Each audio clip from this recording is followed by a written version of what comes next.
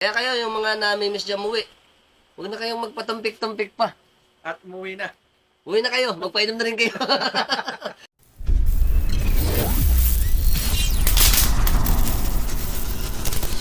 Punta natin si paring Eric doon sa Dreamcrest. Let's go. Hola, gabi na. Ayan tayo. Ako, gabi na. Madilim na. Yari. Ayan, simbahan ng Atlag.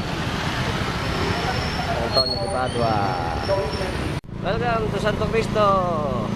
Night mode. Welcome to San Juan. Bibingkahan. Welcome to Santo Rosario.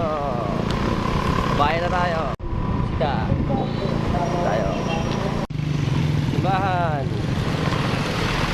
Katedral ng Malolos. Katedral ng Malolos. Uwi na. Yan ang mga pasahero. Bahay ng Malolos. Night mode. Oh, ang ganda. Yan po. Bukas na ang ating mga ilaw. Yan po. Ayos. Dito tayo. Campoy Bridge. Whee! Punta tayo ngayon pakaingin dahil punta tayo sa Dreamcrest, Longos. Ayan, tindahan ng manok. Dirty fried chicken. Dito tayo. Pakaingin. At tayo sa simbahan ng San Bartolome. Alright, Kaingin Church. Welcome to ito parang crossing bulihan ng Plus of the Road. Ang ganda dito, ang daming tindahan. Ang Carosa. Ito sila kuya. Nagtitinda rito ng mga isda. Ayun, meron pa sila tinda. Grills di Bata, Big Ace Grill. Wow. Tayo, madilim na.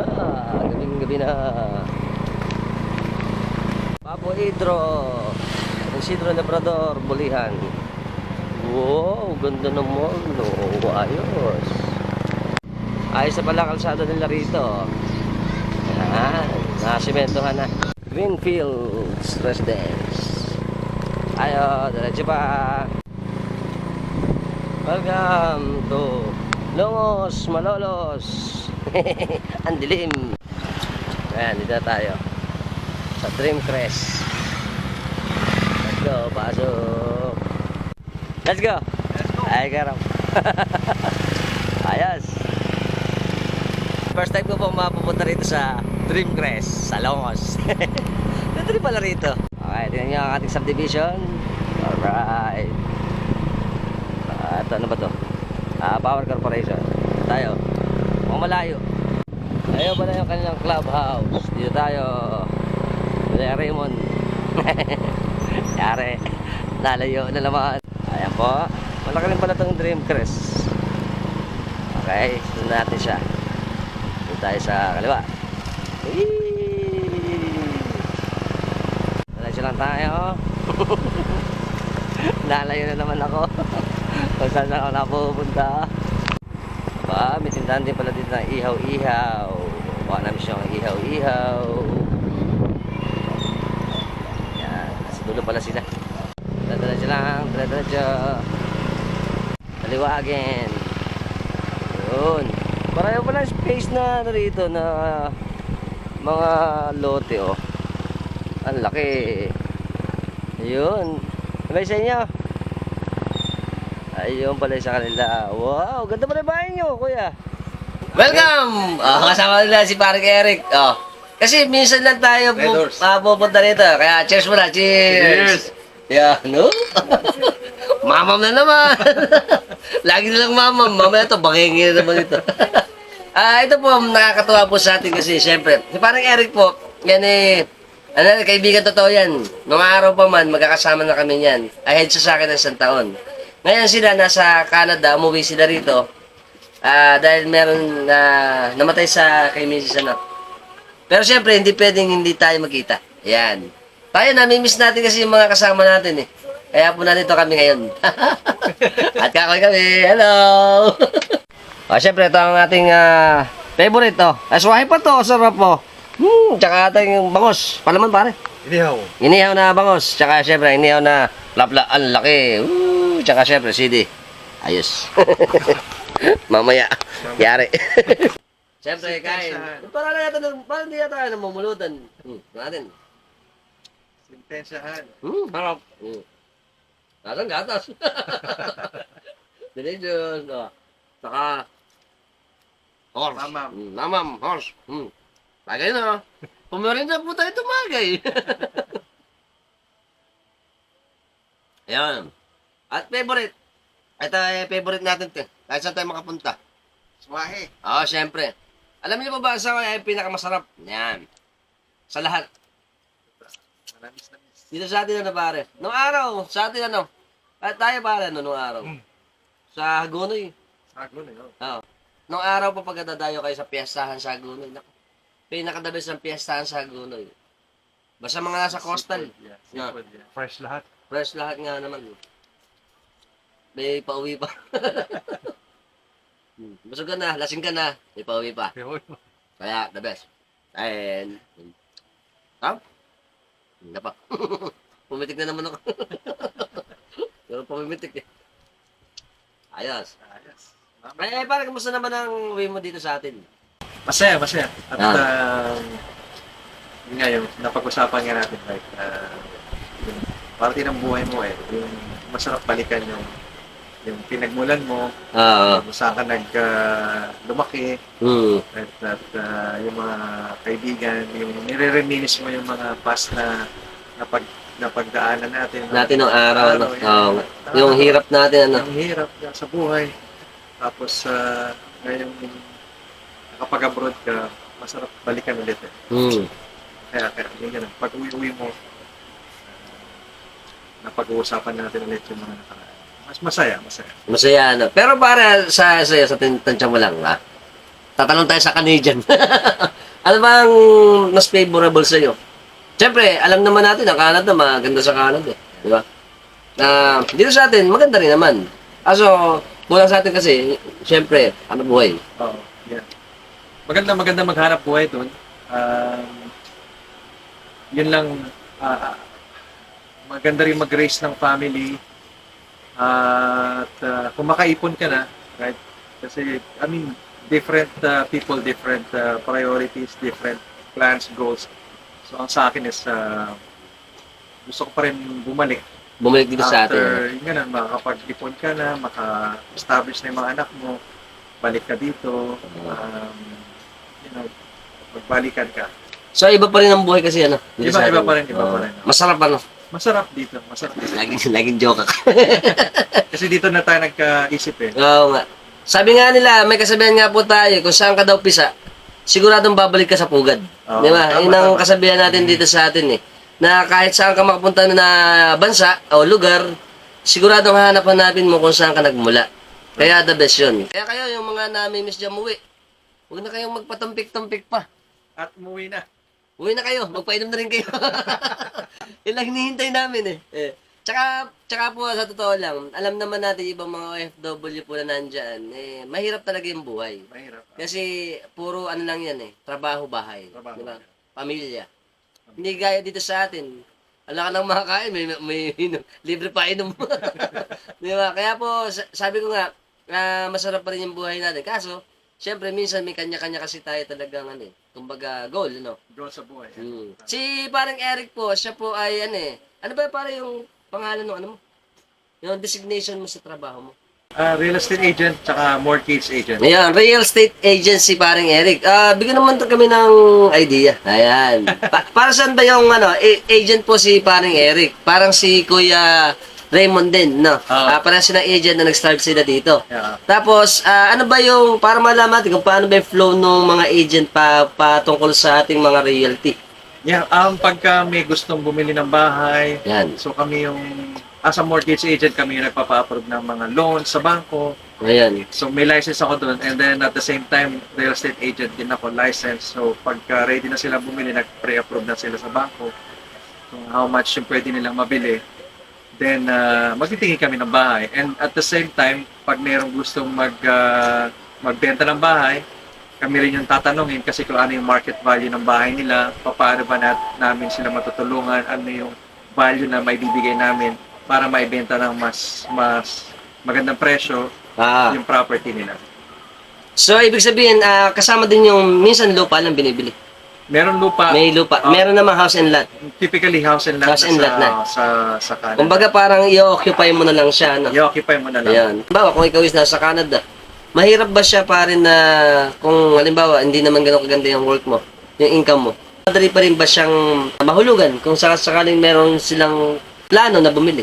May mga paraan. Depende sa sitwasyon, case to case basis pa rin. Case to case. Pero may mga solusyon ang binibigay namin sa mga clients namin. So, holistically, gusto namin makita yung the whole picture, financial, credit, down payment. Ayan, evaluation. I-evaluate mo na, ano? As a real estate agent or mortgage agent, we're like advisors. So, we educate yung mga kliyente, ano ba yung magandang option. So, kung titingnan natin yung mga options na pwede, and ano yung pinakamagandang option, but bottom line is yung kausap pa rin or yung kliyente ang mag-decide kung ano yung mas Yung preferred nila. Pero syempre, yun, i-guide nyo sila. Diyan kayo daw. Para yung difficulty nila sa halimbawa, kung bibili sila, hindi ganun kabigat. Hindi ganun kabigat. The same din ang paraan na nila kuya dito sa Asian Land Strategies dito sa may Malolos.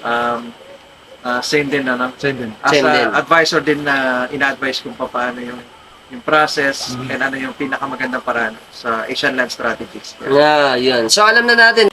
Ngayon, pagka meron tayong mga ganito na work, sila yung nag-explain, gaya ni parang Eric, license sila, authorized, ibig sabihin, meron kasi, di ba, tatakot sa pera natin kung saan natin dadalhin kung bibili tayo ng mga properties.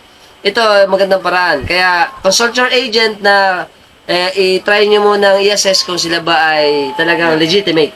Yes. Yan, bago tayo mag-approve sa isang pagbili ng lupa.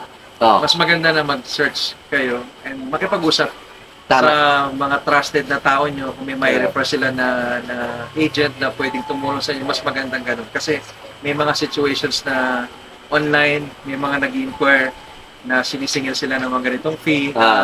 Wala po agad So, walang ganun? Wala agad na fee na involved. Wala. Pag assessment or nag-evaluate sa inyo, free usually yun. Free lang po yun na baka po singilin kayo. Hindi po totoo yun. Kaya po alam na natin ngayon. Kaya may mga gantong work. At least gaya ni parang Eric, dinayo natin. May natutunan tayo. Di ba? Very good. Kasama naman natin si Kuya Raymond. Si Kuya Raymond, agent din siya, kapatid ni parang Eric eh. Dito naman siya naka-base sa atin, ano? Kawin naman tayo. Ayun. So, marami kasi nag-i-invest din dito sa atin eh. Na bumili ng lupa eh. Marami. Katulad ni Eric, mga citizen na sila sa Canada, iba sa US. Pero most likely, kailangan dyan, for example, US citizen ka na, importante dyan, may asawa ka na Pilipina, yan. Or So, dual citizen. Importante, dual citizen. Dual citizen daw po pagka dito tayo magpa-purchase ng lupa dito sa atin. Kung meron kayong mga halimbawa ganyan plano, pwede niyo i-consult, Ay, yung ating mga agent dito sa atin sa Pilipinas naman. Dito naman sa atin, ano ba ang pwede nilang kumbaga, may plano sila. Yung alam ko pag-ibig. Sa mga properties na nawakan ko, wala silang usually pag-ibig. Dito sa Puro private, bank financing. wala. Bank financing. Bank financing din, So, pagdating naman sa mga bank financing, i-assist naman namin sila. okay. Especially ako, i-assist ko sila. Mamimili sila sa mga bankong pwede silang ma-approve. Yun. Evaluate din sila. Assessment. Yan. Yun. So, meron palang ganon. Meron yung iba na tie up sa pag-ibig. Meron din naman talagang wala. Ang pinaka-financing ay bangko. Bangko. Ayan. Kung may mga tanong pa kayo, si Kuya Raymond tanong niya na. Ayan. Ayos, very good. At least meron tayong nalaman sa ating mamam. Hindi for mamam. Tayo, wala mo tayong tulad eh. Pero totoo lang po, ayun nga, ako minsan natanong din tayo, hindi natin alam kung paano ba yung mga sa lupa-lupa. Kung paano ba yung mga diskarte or kung meron tayong katanungan, hindi natin alam. Ngayon, pagka may mga agent tayo gaya ni parang Eric tsaka ni Kuya Raymond, at least may idea tayo na safe tayo na hindi agad-agad, di ba? May evaluation pa palang ginagawa at meron din pala tayo dapat na authorize na mga tao para i-consult sa mga bagay na ganito patungkol sa ating realty o sa pagbili ng bahay at lupa. Okay? Sa shoutout po kami. Parang Eric muna, shoutout. Shoutout sa mga kliyente ko dyan sa Toronto, Yan. GTA area. Salamat sa suporta. Alam niyo na kung sino kayo sa Yan. aming mga pamilya, sa aking misis si Irish at Kaminga, Dismaya, family, at mga Javier. Javier family ng Hagonoy. Javier family na Hagonoy. Hagonoy, Kamingal family ng Hagonoy, tsaka Atlag. Yan. Di ba? Si Kuya, kay Mrs. Oh, shoutout kay Mrs. Ano pangalan? Tulog na. Si Jen Arcanio. Ay, Jen. Andito kami. Mama. Mama. At shoutout din kami sa kanyang, company. Ang company ko is Asian Land. Asian Land. Yan. Yan. Malolos. Malalas daw. Kaya pare Eric, Bulacan yan. yung sa'yo. Sa- Homeland Galaxy, Pegasus Financial, sa mortgages at we deal with real estate and mortgages Yan. sa ang real estate sa Toronto, GTA, Ontario. Pero ang mortgage namin, pwede kami ng Ontario, Alberta at Florida, USA. Yan. Okay, shoutout. Shout- At shoutout din kay paring Imo na wala pa. Tsaka kay paring Nick na nasa Manila. Nasa Manila. Okay, kaway kami. Kasama tayo paring Imo. Chis muna kami. Yan. Na-late eh. Pero syempre, shoutout kami kay Lisa. Lisa. Tsaka sa Umali family ng Apalit, Pampanga, Philippines. Ay, na-late na. Marami na kwento. Syempre, sound na kami. Okay, uwi na. Uwi na. Maraming Peace out. salamat kay paring Eric. At sa mga batch namin, shout out. Shout out. Bye-bye. Welcome to Waterworld. Naku po. Patay tayo dito. Malaki na naman pala ang tubig. Alright. Ayan po. Ganyan po sa amin dito pagkagabi. Wow. Malaki na naman pala ang tubig. Alright. Very good. Woos.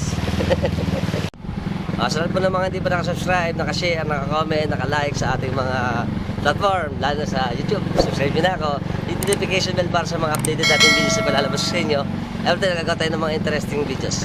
Until next time, bye-bye!